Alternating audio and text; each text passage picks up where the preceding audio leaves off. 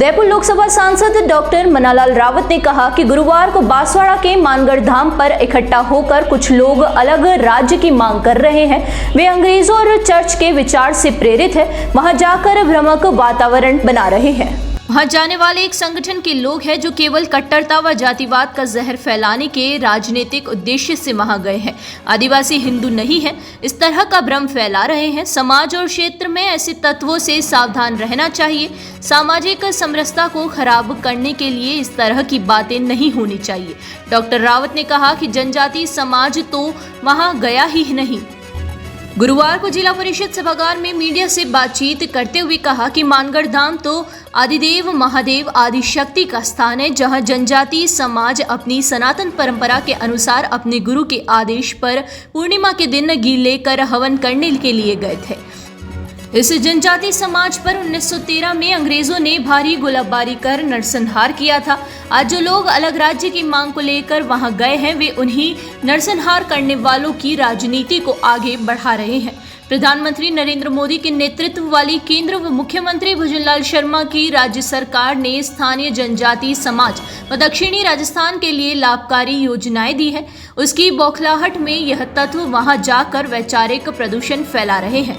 सांसद डॉक्टर मन्नालाल रावत ने कहा कि मिशनरियों के प्रभाव में जनजातीय समाज शुरू से ही षड्यंत्र का शिकार हुआ है। सन 1950 में जब संविधान बना, उस समय अनुसूचित जाति की परिभाषा को लेकर राष्ट्रपति की ओर से जो नोटिफिकेशन जारी हुआ था, उसमें स्पष्ट था कि जो हिंदू समाज का व्यक्ति है वही अनुसूचित जाति का कहलाएगा। अनुसूचित जनजाति के लिए भी सभी प्रावधान लागू होना था। उसमें से भी हिंदू संस्कृति मानने वाले को ही आदिवासी मानते हुए जनजाति आरक्षण का लाभ मिलना था। लेकिन ईसाई मिशनरियों के प्रभाव में जनजाति समाज के साथ दोहरा मापदंड अपनाया गया। ईसाई मिशनरियों के प्रलोभन व दबाव में जनजाति के जो लोग हिंदू परंपरा व आस्था को छोड़ ईसाई या इस्लाम धर्म अपना चुके हैं, अल्पसंख्यक समुदाय में जा चुके हैं, क्योंकि अब वे आदिवासी नहीं रहे, उन्हें जनजाति आरक्षण का लाभ नहीं मिलना चाहिए। तो समझिए, जिन लोगों ने वहां इकट्ठा करने की कोशिश की है उनको समझना चाहिए, मानगढ़ धाम आदिदेव महादेव आदिशक्ति का स्थान है। वहां जनजातियों ने राष्ट्रीय तत्व को लेकर, राष्ट्रीय चेतना को लेकर 1913 में शहादत दी थी। 17 नवंबर को बहुत बड़ा अंग्रेजों ने एक बहुत बड़ा वहां नरसंहार किया था, और ये उन्हीं नरसंहार करने वाले लोगों की राजनीति को आगे बढ़ा रहे। तो समाज को भी स्पष्ट होना चाहिए। दूसरा ये भी समझना चाहिए कि वो सनातन धर्म संस्कृति परंपरा का स्थान है। वहां लोग जो भी आए थे वो सारे हवन करने के लिए आए थे। पूर्णिमा का दिन था और श्रीफल और घी लेकर आए थे। अब गुरु जी की आज्ञा पर आए थे। ये सारी परंपरा किसमें होती है? जनजाति समाज सनातन धर्म संस्कृति परंपरा का अभिन्न अंग है।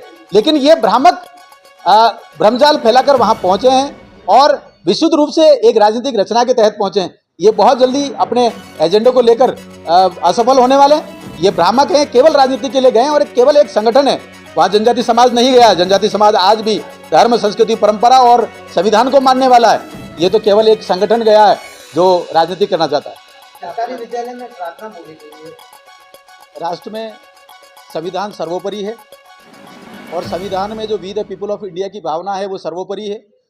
तो देश सबसे पहले इस बात को लेकर माननीय यशस्वी प्रधानमंत्री नरेंद्र भाई मोदी और राजस्थान के मुख्यमंत्री माननीय भजनलाल जी शर्मा साहब की सरकार काम कर रही है और जनजाति के विषयों को लेकर बहुत तेजी से काम कर रही है। 2-3 विषय हैं जिसको लेकर हम आपके सामने उपस्थित हुए। पहला विषय, अनुसूचित जनजातियों का जो आरक्षण है वो अखिल हिंदू समाज ने, अखिल भारतीय समाज ने इस बात को लिए दिया है कि जो संस्कृति, विशिष्ट प्रकार की संस्कृति है वो एक तो आधार रहे, दूसरा सकल हिंदू समाज का अभिन्न अंग जनजाति समाज है, इसका विकास भी होना चाहिए। इसलिए आरक्षण और संरक्षण की नीति को संविधान में शामिल किया और संविधान के पैरामीटर महत्वपूर्ण हैं। और पैरामीटर में आप देखेंगे तो अनुसूचित जातियां और अनुसूचित जनजातियां 2 महत्वपूर्ण श्रेणियां हैं। लेकिन 1950 में जब बाबा साहब अम्बेडकर थे तब अनुसूचित जातियों की परिभाषा को लेकर राष्ट्रपति जी का नोटिफिकेशन जारी हुआ। उसमें यह कहा गया कि जो हिंदू समाज का व्यक्ति है वही अनुसूचित जाति कहलाएगा। लेकिन अनुसूचित जनजातियों की जब नोटिफिकेशन जारी हुआ तो ये गायब था।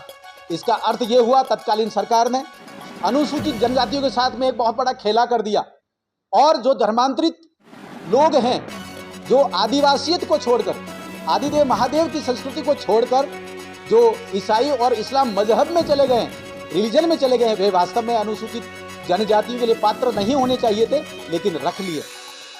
ये बहुत बड़ा खेला हो गया। इसको लेकर डॉक्टर कार्तिक उरांव ने 1960 के दशक में बहुत बड़ा आंदोलन किया था, जिसको डिलिस्टिंग आंदोलन कहते हैं।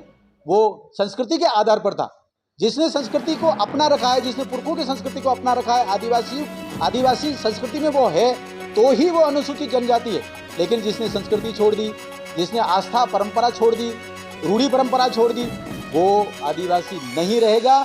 इस कारण वो अनुसूचित जनजाति भी नहीं रहेगी। ये डिलिस्टिंग आंदोलन है। ये इस आंदोलन को लेकर आज की तारीख में पूरे भारत के 22 राज्यों में जनजाति समाज आंदोलनरत है और केंद्र से, संसद से ये अपेक्षा करता है कि डिलिस्टिंग का ये कानून पारित हो।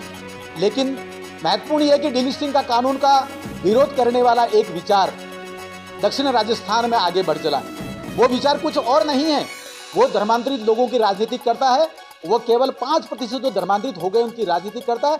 कुछ उसमें क्रिप्टो क्रिश्चियन टाइप के भी लोग हैं जो भोले भाले युवाओं में भ्रामक दुष्प्रचार कर रहा है।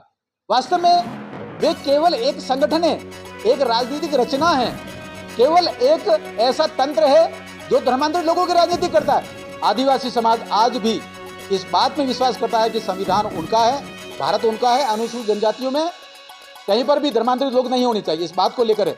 इसलिए आदिवासी समाज तो चाहता है कि डिलिस्टिंग हो, लेकिन ये कुछ राजनीतिक जो मुखड़ा पहनकर आते हैं, उसके नाम के आगे कहीं आदिवासी परिवार टाइप कुछ शब्द लेकर। तो मैं खुला ये कहना चाहता हूँ, ये भ्रमजाल है। इस भ्रमजाल से जनजाति समाज भ्रमित होने वाला नहीं है।